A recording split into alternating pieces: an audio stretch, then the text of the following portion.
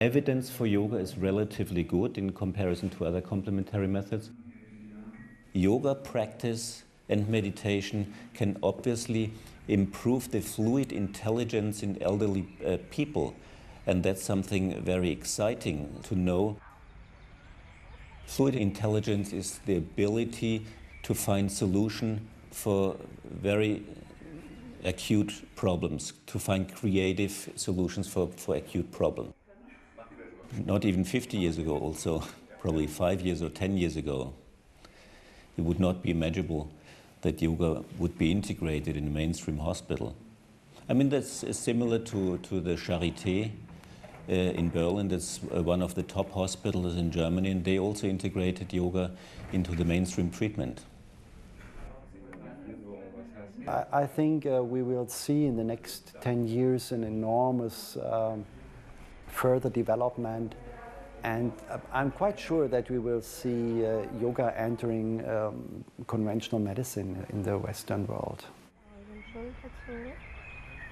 In Germany or in Europe, 70% of all costs in the health system are caused by chronic disease.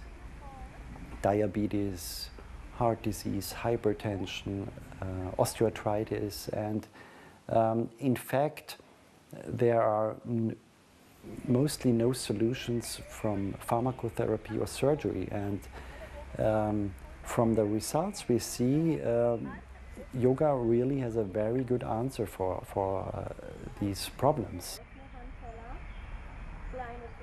So initially I was very excited to receive interest from National Institutes of Health in looking closely at yoga therapy. I thought that was very important for yoga therapy. But when Aetna Insurance Company got behind these research projects and offered to fund this study on stress management, I was really excited because, of course, that's where the rubber hits the road. The insurance companies are where the big dollars are, and if they're looking seriously at yoga therapy and willing to fund research in it, it really means that yoga therapy is entering the mainstream.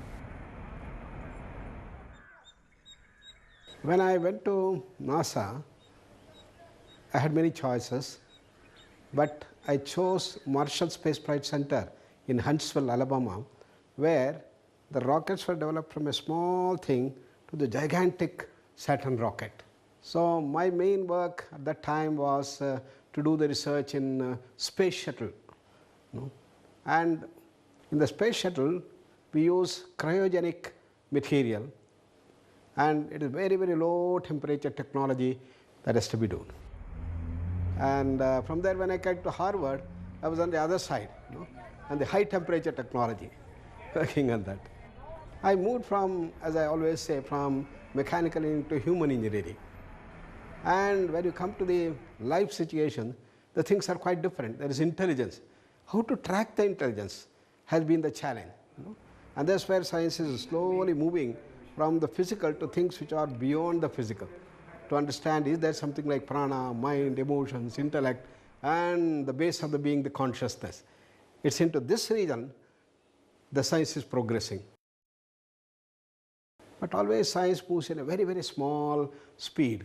It took 400 years to understand the gross physical world. How long it takes to understand all this myriad complex creation, maybe thousands of years. Fortunately, in our country, we have all the wisdom base through the Upanishads and others, and only we have to bring that one and start applying.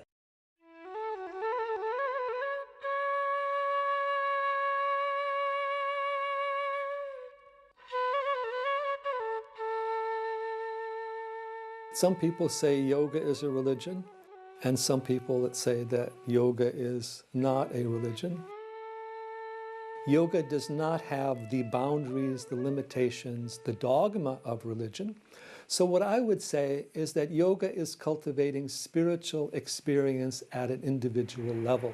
Religion tends to tell you what God is or what truth is. Yoga has a philosophy that's very important, but more than the philosophy is the direct experience of truth for yourself. ಹಾಡಿಸಿದೆಳೆ ಶೋದ Jagadodharan. Well, let me say that those musicians with whom, while listening to whom I experience a kind of an aesthetic abstraction that is beyond the technicality of the music or the technicality of the experience, I think were definitely great meditators, whether they knew they were meditators or not.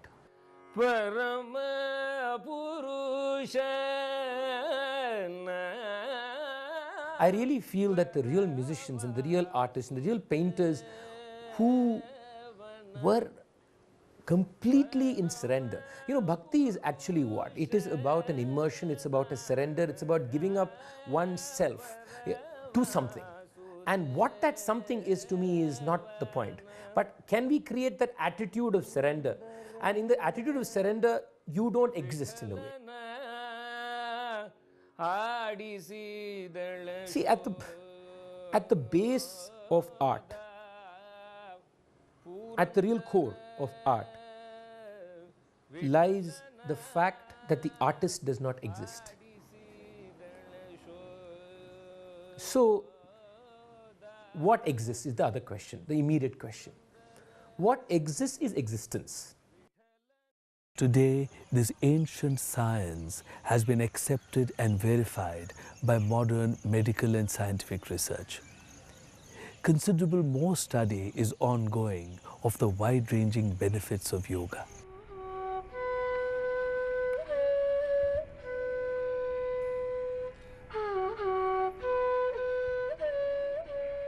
It is something similar to reducing environmental pollution for your physical health or getting vaccinated against polio.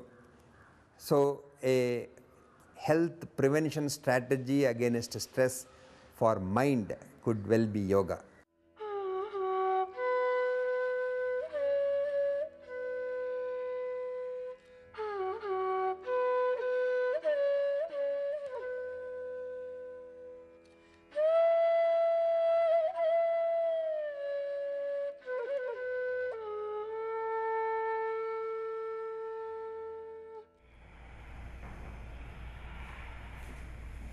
When you look at the surveys of popularity of yoga, it is actually restricted to a very narrow demographic of the population. It is largely people who are well educated, who have high incomes, and who are certain regions of the country and certain demographics. So a very privileged element of society is practicing yoga. And that leaves the people who perhaps need yoga the most, the lower classes, the people in poverty. These people have no access or ability to engage in these practices. And the way we can solve that is to bring yoga into societal systems that penetrate to all levels of the population. And as I mentioned previously, there's two systems. One is the education system. It's mandated that everyone get an education. So if we bring yoga into the schools, we can then penetrate this demographic to reach the entire population. The other place that we can bring yoga is into the medical system because it has medical value and because everyone ultimately has interaction with a medical healthcare provider.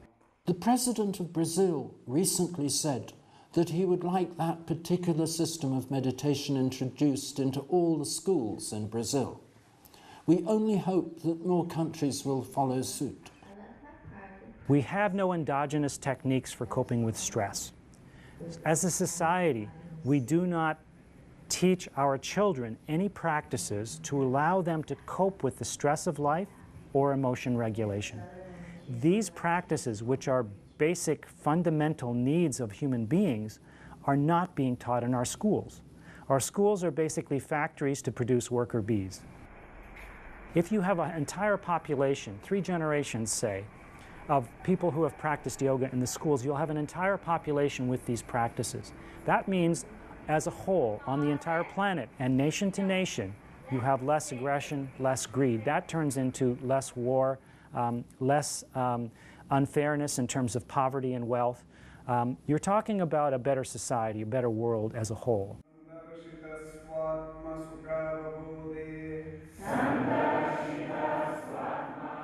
Yoga may be the answer to the problems of the degeneration of physical and mental health which the world is facing today.